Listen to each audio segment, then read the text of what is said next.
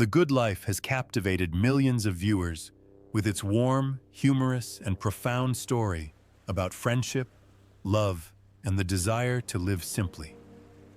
However, behind the scenes, there are tragedies that shock fans. Some people quietly leave in pain. Others carry secrets that will never be revealed. Today, let's explore those heartbreaking stories. Paul Eddington as Jerry Ledbetter. Paul Clark Eddington was born on June 18, 1927, in St. John's Wood, London, England. At the age of 48, he became famous for his role as Jerry Ledbetter in the sitcom The Good Life, a polite, somewhat arrogant neighbor who was always at odds with the Tom Good family. The role made him one of the most familiar faces on British television in the mid-1970s. Behind his calm and humorous exterior, Eddington's life was shrouded in quiet sadness. His first marriage ended in turmoil when he divorced Patricia Scott, the mother of his 3 children, a separation that left him deeply distressed. His life became increasingly tragic as the disease tormented him day by day, although he tried to maintain his career and public image to avoid worrying his fans. Paul Eddington died in Southwark, London, on 4 November 1995, aged 68, from complications of mycosis fungoides, a rare and dangerous form of cutaneous lymphoma. He left behind an estimated net worth of $2 million, accumulated through many years of tireless work in the theater and television industry, notably through his roles in The Good Life and the political comedies Yes, Minister, and Yes, Prime Minister. His artistic and personal legacy lives on in the hearts of audiences across the UK. Richard Briers as Tom Good. Richard David Briers was born on January 14, 1934, in Merton, Surrey, England. At the age of 41, he took on the role of Tom Good in the sitcom The Good Life, a man determined to abandon modern life and build a challenging, independent lifestyle with his wife. This role not only brought him fame, but also left a deep impression on the audience because of his simple yet steadfast personality. Despite his successful career, Briers' private life experienced many difficulties, especially in terms of marriage and health. He married Anne Davies, his partner for more than half a century, and they had 2 daughters together. However, years of heavy smoking had led to severe emphysema, which took a toll on his health and became a major physical and psychological challenge in his later years. The pain was compounded by the death of his wife of 56 years just a few months earlier, which plunged Briers into a deep depression. However, he continued to work to warn the public about the dangers of smoking. Over nearly 50 years of dedication to the arts, he amassed an estimated net worth of $5 million, leaving behind a lasting legacy through television, stage, and animation voiceovers. Richard Briers died on February 17, 2013, at his home in London, at the age of 79. His solemn funeral at St. Michael and All Angels Church in Chiswick was a moment for friends, colleagues, and fans to bid farewell to a dedicated artist, an icon of simplicity, humor, and resilience, who lives on in the memories and hearts of many generations. Reginald Marsh as Sir Andrew. Reginald Albert Saltmarsh, also known as Reginald Marsh, was born on September 17, 1926, in London, England. At the age of 49, he played the role of Sir Andrew, a stern boss, in the comedy The Good Life, 1975 to 1978, helping to portray a typical businessman in the popular British television series. This role helped him establish himself as a reliable supporting actor on television in the 1970s. Behind his calm and professional exterior, Marsh's life has been marked by quiet pain and challenges. His first marriage ended in divorce, leaving him to raise 2 children alone before remarrying actress Rosemary Murray, with whom he had 4 more children. His burden was further compounded when one of his sons was born with Down syndrome, placing enormous responsibility and emotional pressure on his shoulders as a father. Life became more stressful and pressured as he faced the inevitable decline of his health with advancing age, but he quietly shouldered the burden to keep the family together. In his old age, Marsh moved to the Isle of Wight to rest, but he could not escape the harsh realities of old age and illness. The peace of retirement was suddenly shattered when he suffered a stroke, throwing his peaceful life into chaos. Family, friends, and colleagues were shocked by his sudden passing, leaving a void that could never be filled. Reginald Marsh died at his home in Ryde, Isle of Wight, on 9th of February 2001, aged 74. The cause was a stroke, a huge shock to his family and the entertainment community. His net worth is estimated at $800,000, amassed over more than half a century of supporting roles in British television series, including Coronation Street and Doctor Who. Patricia Driscoll as Mrs. Dalby. Patricia Noel Driscoll was born on December 17, 1927, in Cork, Ireland. At the age of 50, she played Mrs. Dalby in The Good Life, 1977, a supporting character who helped to create a rich portrait of life and relationships in a small community. The role marked a turning point in her long and varied television career. Alongside her successful career, Patricia also experienced some traumatic events in her personal life. After migrating to England, she struggled to adapt to her new life and establish herself in the competitive entertainment industry. Family troubles were compounded by 2 failed marriages, most notably a divorce from actor Duncan Lamont. Raising 2 children on her own in such circumstances brought considerable financial and emotional stress. Towards the end of her life, Patricia lived in solitude, clinging to memories of the better days.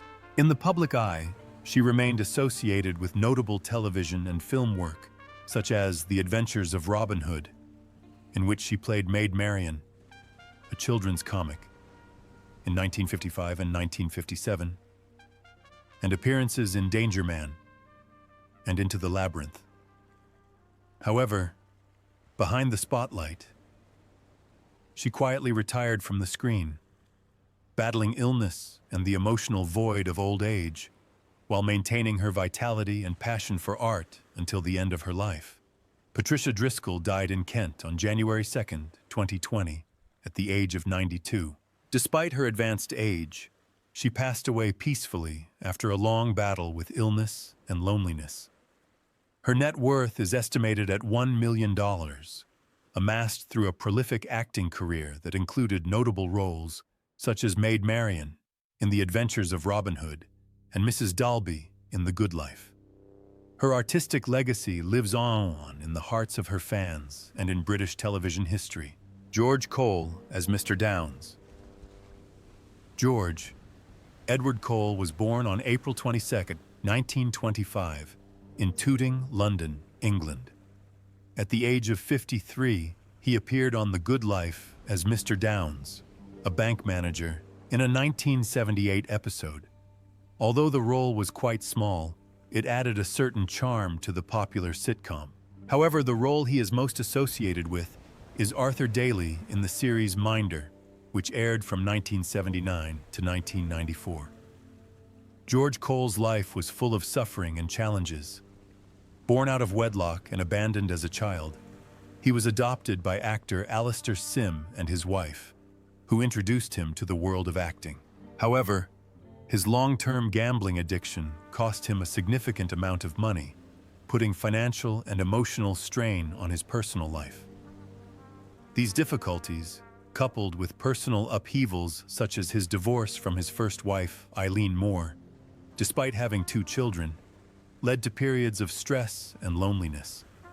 His health declined with age, particularly due to heart problems that required repeated hospitalizations. He spent his final years living with his second wife, Penny Morell, and their 4 children in a house in Stoke Row, Oxfordshire. However, haunting memories of his past and persistent health problems continued to challenge him in his later years. George Cole died on 5 August 2015 at the Royal Berkshire Hospital in Reading from pneumonia and sepsis, aged 90. His funeral was held at Reading Crematorium, attended by friends and colleagues, including his Minder co-star, Dennis Waterman, who paid tribute. His net worth is estimated at $5 million, amassed from a prolific acting career and property investments. Moira Fraser as Felicity. Moira Fraser was born on December 3, 1923, in Sydney, Australia, into a wealthy family. But her career was shaped on the other side of the world. In 1924, her family emigrated to England, and as a teenager, she won a scholarship to the Sadler's Wells Ballet. From there, Moira entered the performing arts world with a burning passion, starting with classic ballet roles such as Giselle and the Sleeping Princess, before moving to the stage and performing musicals. As well as being a talented dancer, Moira also proved her acting chops in major plays such as The Country Wife and As You Like It. During the 1960s and 1970s, she was a familiar face on the London stage, most notably with her impressive performance in No Sex Please Were British, which ran for 4 years. Her elegance, poise, and theatricality became her trademarks, helping her transition smoothly to screen acting. Her television breakthrough came with an appearance in The Good Life, 1975, at the age of 52, followed by lasting fame as Penny in As Time Goes By, 1993 to 2005, a character who combined humor with understated charm. Alongside her busy career, Moira has been married 3 times, including a stint with writer Douglas Sutherland, the father of her daughter, and then to playwright Roger Lubbock, with whom she had 2 sons. Despite the fierce competition of the entertainment industry, Moira Fraser found happiness and stability in her family life. In her later years, Moira Fraser struggled with Alzheimer's disease, which slowly and painfully destroyed her health, leaving her loved ones devastated. She passed away on December 13, 2009, at the age of 86, leaving behind a legacy spanning ballet, theater, film, and television. Her net worth is estimated at $700,000, but her true worth lies in her memorable performances that are still loved by audiences to this day. Noel Howlett as Mr. Wakely. Noel Howlett was born on December 22, 1902 in Maidstone, Kent, England. At the age of 74, he appeared in the film The Good Life, 1976, as Mr. Wakely, a slightly eccentric gardener, leaving a lasting impression with his charming and gentle sense of humor. This role was just a small part of a long career on stage, television, and film, portraying many quintessentially British characters. Howlett's life spanned the tumultuous events of the 20th century, including both world wars. These historical upheavals left a deep mark not only on his personal memories, but also on the way he portrayed characters. Entering the world of theater in the 1930s, he quickly proved his talent with countless roles, big and small, but behind that success were years of tireless dedication to the profession, often facing the harsh realities of acting and the pressure to make a living. He was especially loved by audiences for his role as the clumsy headmaster Maurice Cromwell in Please Sir, a classic 1970s television series, as well as memorable roles in The Avengers, Man in a Suitcase, and the film The Winslow Boy, 1948. Though never an A-list star, Howlett remained a firm fixture in the hearts of audiences with his dedication, easygoing personality, and down-to-earth acting style, helping to shape his vibrant supporting roles on screen. Noel Howlett died on October 26, 1984, at the age of 81, ending a career that spanned more than half a century. His net worth was estimated at $200,000, largely from supporting roles in television and theater. He is remembered as a veteran performer who lived through both the war and the golden age of British television, leaving a modest but significant legacy. Angela Thorne as Lady Georgette Truscott. Angela Margaret Leslie Thorne was born on January 25, 1939, in Karachi, Pakistan. At the age of 38, she appeared in the film The Good Life, 1977, as Lady Georgette Truscott, bringing elegance and sophistication to the character, leaving a lasting impression despite only appearing in one episode. This was also the peak of her television and stage career, just before she became nationally famous for her role as Marjorie Frobisher in the play To the Manor Born. Despite her successful career, Angela's personal life was marred by deep loss. She married actor Peter Penry Jones in 1967, and together they raised 2 sons. But tragedy struck in 2009 when Peter died after a long battle with heart disease, leaving her to raise their children alone and deal with the loss of her partner of more than 4 decades. His death left her deeply saddened, although she tried to maintain a strong public image. Angela continued to devote herself to her art, appearing in memorable productions such as The BFG, 1989, in which she voiced Queen Elizabeth II, as well as 3 Up, 2 Down, Midsummer Murders, Foyle's War, and Heartbeat. However, behind the bright lights of the stage were quiet evenings at her Battersea home, where she lived, surrounded by memories of her late husband and the roles that had defined her career. Every time she stepped on stage, she found solace. But when the curtain closed, the loneliness returned. Angela Thorne passed away peacefully at her home in Battersea on June 16, 2023, aged 84, after a long life dedicated to stage and screen. Her net worth is estimated at $2 million, largely due to her role as Marjorie Frobisher in the play To the Manor Born and her theatrical achievements. She leaves behind a rich artistic legacy and an image of a talented artist who remains strong in the face of loss and time. Timothy Bateson Jungvai Arthur Bailey. Timothy Dingwall Bateson was born on April 3, 1926, in London, England.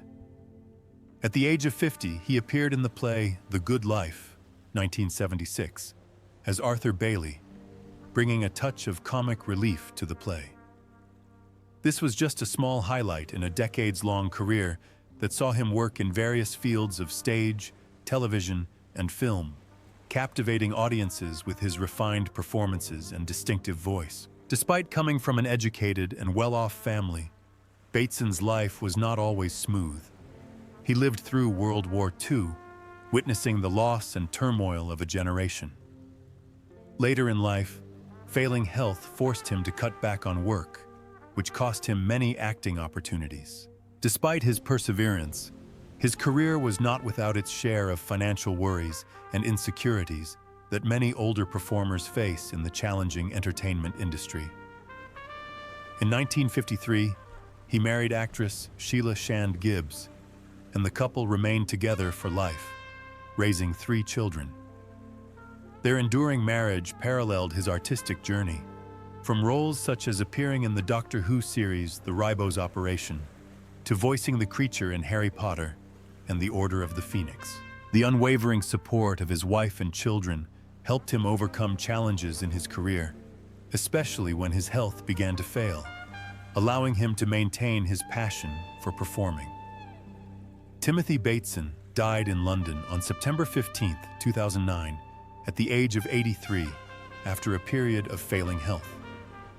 His net worth is estimated at $500,000, amassed over decades of acting, stage work, and voice acting.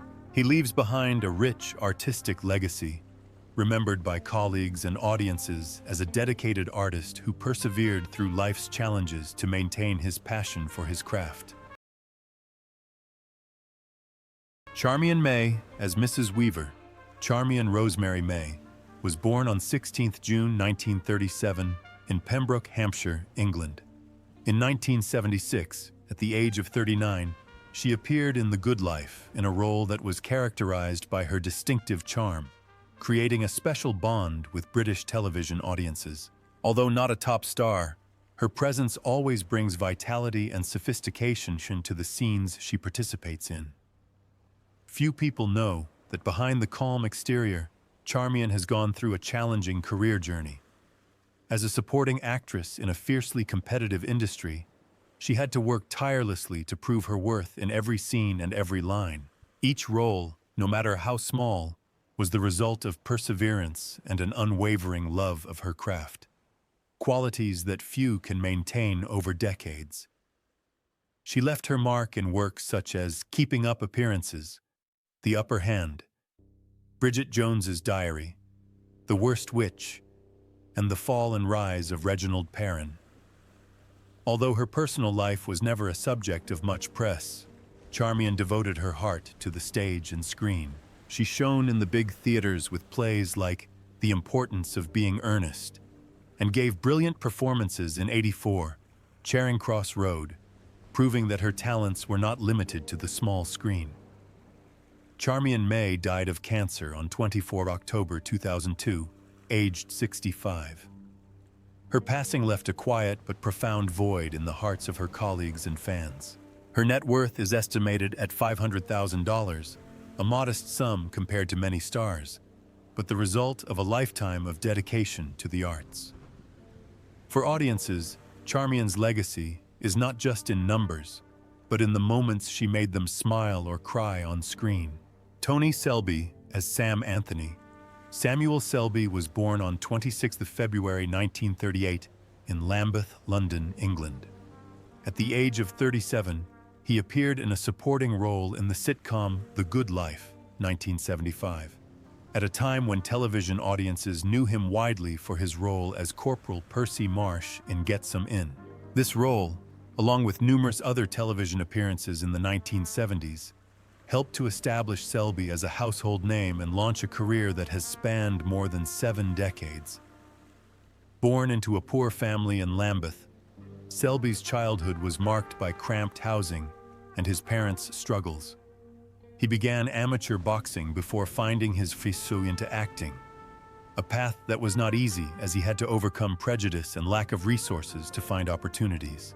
Through perseverance, he made it to the West End and became a regular on screen.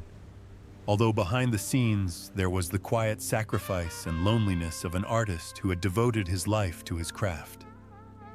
Tony Selby left his mark with many memorable roles, from Sabalom Glitz in Doctor Who to captivating performances in Minder, EastEnders, and many other TV series. However, as his age and health declined, he gradually gave up acting and lived a quieter life. When the COVID-19 pandemic broke out, he became one of its victims, passing away suddenly without his family by his side to say goodbye. A heartbreaking end for an artist who had dedicated his life to his audience. Tony Selby passed away in Bayswater, London, on September 5, 2021, at the age of 83 due to complications from COVID-19. His passing has left a deep sadness in the hearts of his colleagues and fans everywhere. His net worth is estimated at $1 million, mainly from his roles in Doctor Who, Get Some In, and Minder. Even in his death, he is remembered as a multi-talented, kind-hearted actor who overcame adversity to live his art to the fullest. Penelope Keith as Margot Ledbetter, Penelope Ann Constance. Keith was born on April 2nd in Sutton, Surrey, England.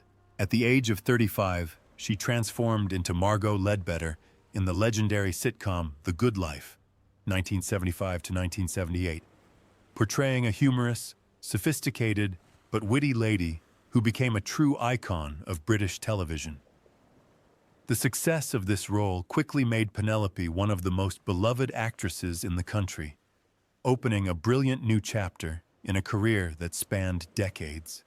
Few people know that behind the elegance and charm of Margot Ledbetter is a life story that is not at all smooth. Her father left when she was a child, and Penelope's childhood was tumultuous, moving between Clacton-on-Sea and Clapham, with her mother as her sole source of support.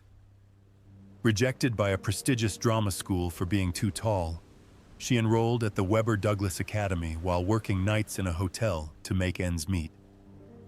Those lonely, stressful, and challenging years forged a steely determination in her and planted the seeds of a deep desire to prove her worth. Against all odds, Penelope continued to make her mark with major roles, including Audrey Forbes's Hamilton in To the Manor Born, a series that attracted more than 20 million viewers per episode.